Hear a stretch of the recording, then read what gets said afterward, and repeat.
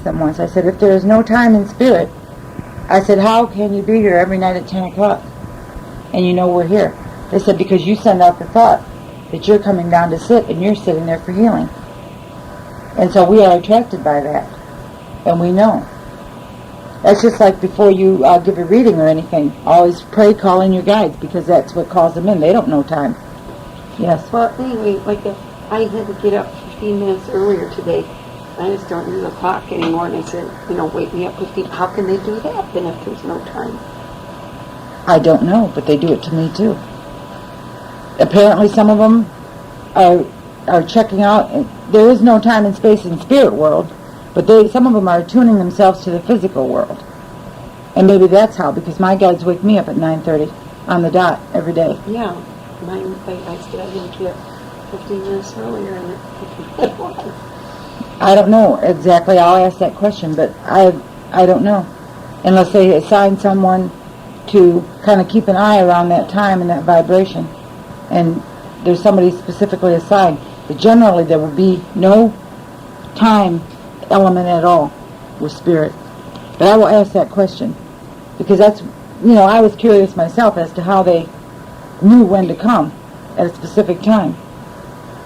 I suppose their world, with their functioning in ours, they must have to use our methods. But if they're functioning in theirs, there is no time or space. I guess that would be about the best way. So if there's somebody specifically assigned to you, one of your guides, that says, okay, at such and such time I'm going to wake Laurel up, and they watch for that, and they get the vibration on when to do it.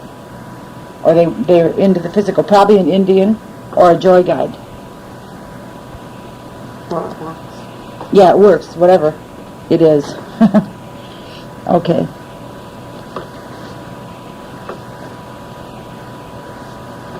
In healing, you should say to yourself, for you healers, I am an instrument of God, and through my instrumentality, let the God force flow. I am an instrument of God, and through my instrumentality, let the God force flow.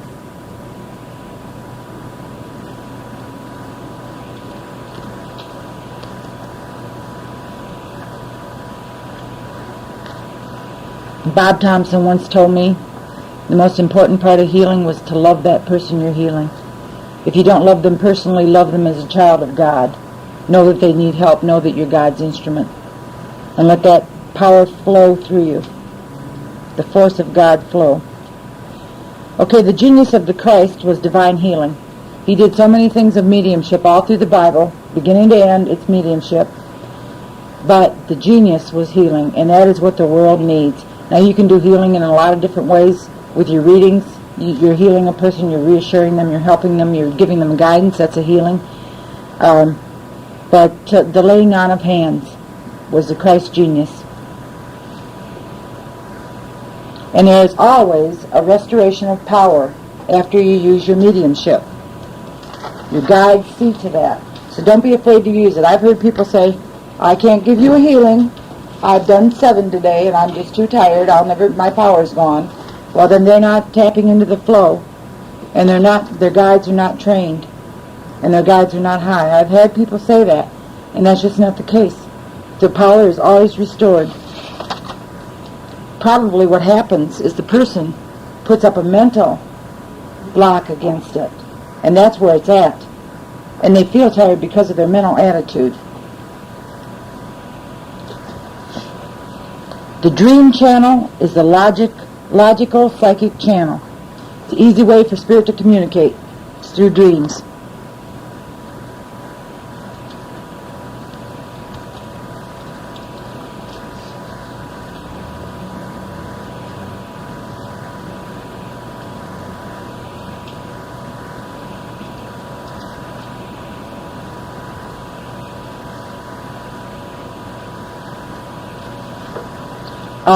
When you dream and you have a nightmare, or if somebody comes to you and says, I'm having nightmares, the solution to that is to find the symbology that is being given in that dream. Like the snake that I told you about in my dream was dual. It was wisdom and it was treachery also. But in dreams, in nightmares, it is presented in that way so that you will remember it. If it was just a nice little passive calm dream, you're not going to remember it. But if it is a nightmare, and it's not too horrendous, well, you're going to remember it anyway, and then get it interpreted.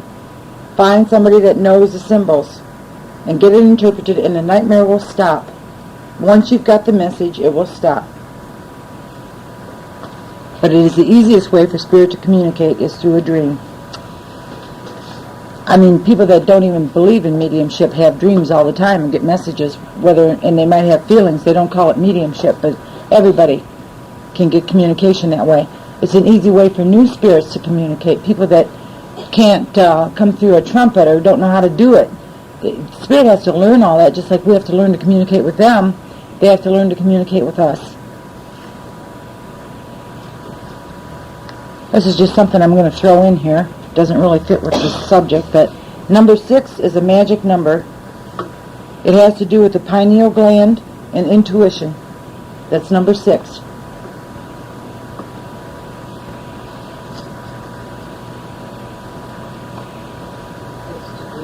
The pineal gland and intuition. You're welcome. Remember that mediumship is God-given. It is a gift. I heard somebody a week ago Tuesday say, I've been in a mediumship now. I went to college. I did this. I did that. And now I'm doing something that I didn't use any of it for. Something that any housewife can be taught to do. Talking about mediumship. Now, if that wasn't a joke, it just showed me that this person didn't know what they were talking about and had no mediumship. To say a thing like that. Because mediumship is a spiritual gift. And I suppose I've told you already, read 1 Corinthians chapter 12, verses 1 through 12. It all concerns mediumship. It's a good answer for people that say mediumship is of the devil, it's not in the Bible, all that stuff. It's a perfect answer. If you can quote that, that's all you need to say, or just tell them to look it up. Yeah, 1 Corinthians chapter 12. Verse 1 through 12. And the 7th verse of that is, spiritual gifts are the manifestation of spirit given to every man to profit withal. Or something to that effect. I've got a bad... What's that? Paul's. Is it Paul's words or is that Jesus' words? It's probably Paul's. It's like it. Yeah. It's like Paul. The 4th verse says diversities of gifts are given, but they're from the same Spirit. And that's true. It's from the Holy Spirit.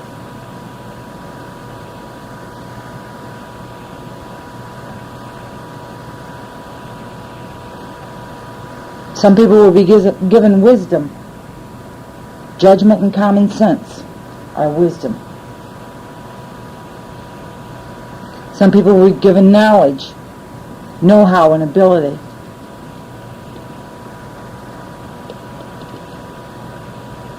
Yes, it was St. Paul that said it. I have it here.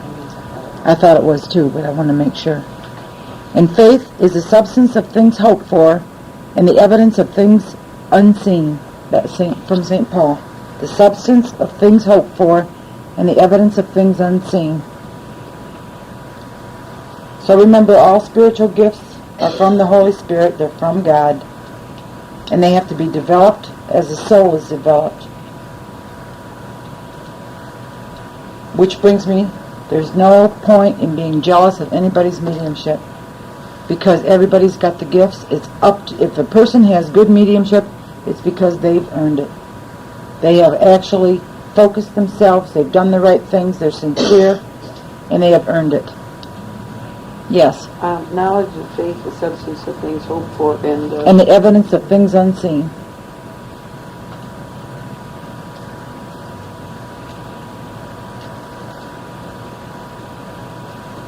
And another Bible quote is, "Never is there a man so blind as he who will not see." They're talking about spiritual blindness, about not focusing or seeking the light, the darkness of ignorance, the darkness of dogmatic verbotums and condemnations of your fellow man.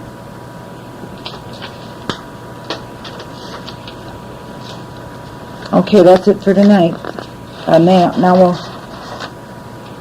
go into our other part.